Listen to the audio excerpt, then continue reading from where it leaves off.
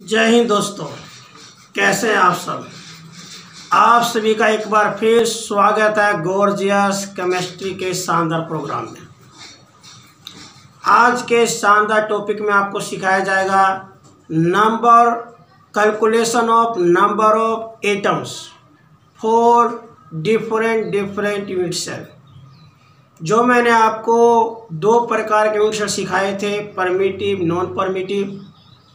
Non primitive के तीन प्रकार सिखाए थे, एफसीसी, बीसीसी, ईसीसी। तो कुल मिलाकर हो गए चार। परमिटिव का एससीसी, नॉन परमिटिव के तीन, एफसीसी, बीसीसी, ईसीसी। आज इन चारों के अंदर नंबर ऑफ एटम निकालना आपको सिखाते हैं। उसके लिए आपको ये सिंपल सा कंसेप्ट याद होना चाहिए।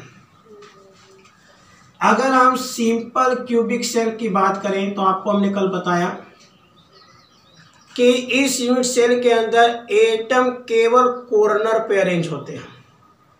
इसका मतलब ये हुआ कि number of particles per unit cell,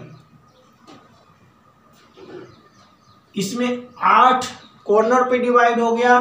तो एक कॉर्नर के लिए क्या बन गया, 1/8।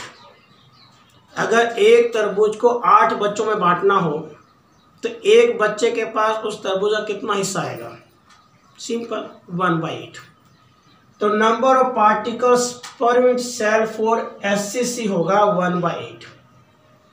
तो नंबर ऑफ एटम्स कितना होगा। साथियों, आपने पढ़ा कि एससीसी के अंदर एटम्स केवल कॉर्नर पर अरेंज होते हैं, केवल कॉर्नर पर। और कॉर्नर कितने होते हैं, 8। तो इसीलिए अगर एक कॉर्नर का 1/8 नंबर ऑफ पार्टिकल्स है तो 8 कॉर्नर के लिए कितना हो जाएगा, 1। इसीलिए एससीसी के अंदर एटम की संख्या होगी 1। सो सेकेंड, एफसीसी के अंतर्गत आपको याद है एटम्स कॉर्नर के साथ साथ फेस के सेंटर पर भी मौजूद है। कॉर्नर के लिए हिस्सा होता है number of particles per unit cell कितना, 1/8। यदि हम फेसेज की बात करें तो 2 फेसेज पर ये एक एटम अरेंज हो गया। तो एक फेस पे कितना आएगा, एक तरबूज को 2 बच्चों में बांटा जाए तो एक बच्चे के पास कितना हिस्सा होगा, सो सिंपल 1/2। तो इसीलिए अगर हम फेस की बात करें, for face number of particles per unit cell, number of particles per unit cell, ये होगा आपका 1/2 फॉर फेसेज। ओके, तो हम नंबर ऑफ एटम्स निकालना चाहते हैं। इस बार एटम्स 2 जगह हैं, पहला कॉर्नर पर और दूसरा फेस के सेंटर पे। कॉर्नर कितने हैं दोस्तों, 8।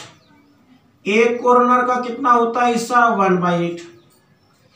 फेसेज कितने होते हैं, 6। एक फेस का कितना हिस्सा होता है, 1/2। तो टोटल कितना हो गया, इन दोनों का सम। So simple. तो 8 से 8 कैंसिल हो गया, 1 आ गया। 2 3 जा 6 हो गया। तो 1 + 3 क्या बन गया, 4। माने एफसीसी के अंदर एटम की जो संख्या होगी वो होगी 4। कन्फर्म। तो साथियों, अभी आपने देखा एससीसी में होते हैं 1 और एफसीसी में होते हैं 4।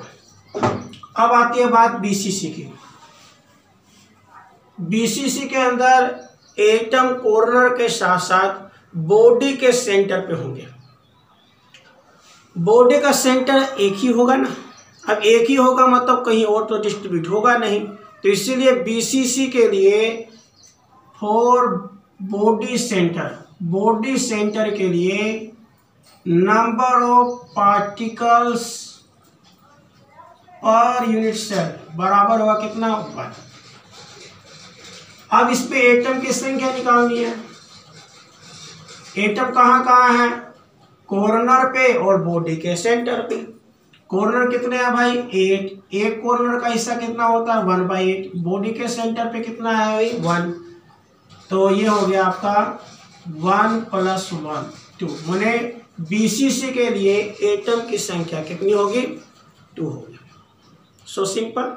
And last is ECC, edge centre cubic cell.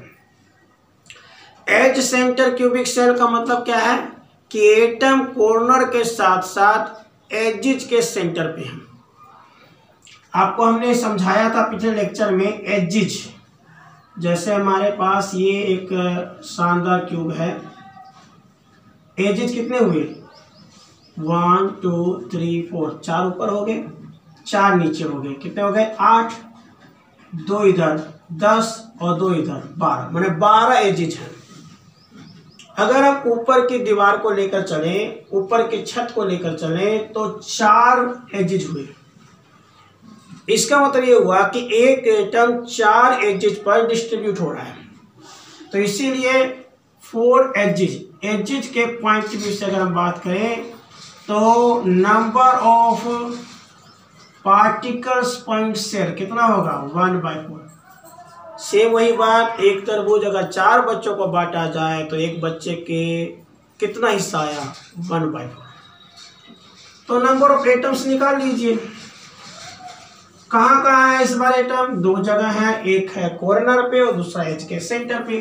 Corner कितने हैं 8, एक कॉर्नर का हिस्सा 1/8, एजिज कितने हैं 12, एक एजिज का हिस्सा 1/4, तो क्या बन जाएगा 1 + 3 दैट इज 4, माने एटम की संख्या कितनी होगी 4। तो साथियों SCC के लिए 1 एटम होता है, FCC में 4 होता है, BCC में 2 होता है और ECC में भी 4 होता है। मुझे विश्वास है आज का कंसेप्ट आपको समझ में आ गया होगा। इस विश्वास के साथ कि आप इसी तरह से पढ़ाई करते रहेंगे। फिर मिलेंगे एक नए कंसेप्ट के साथ, सेम टाइम सेम जगह। जय हिंद, जय भारत।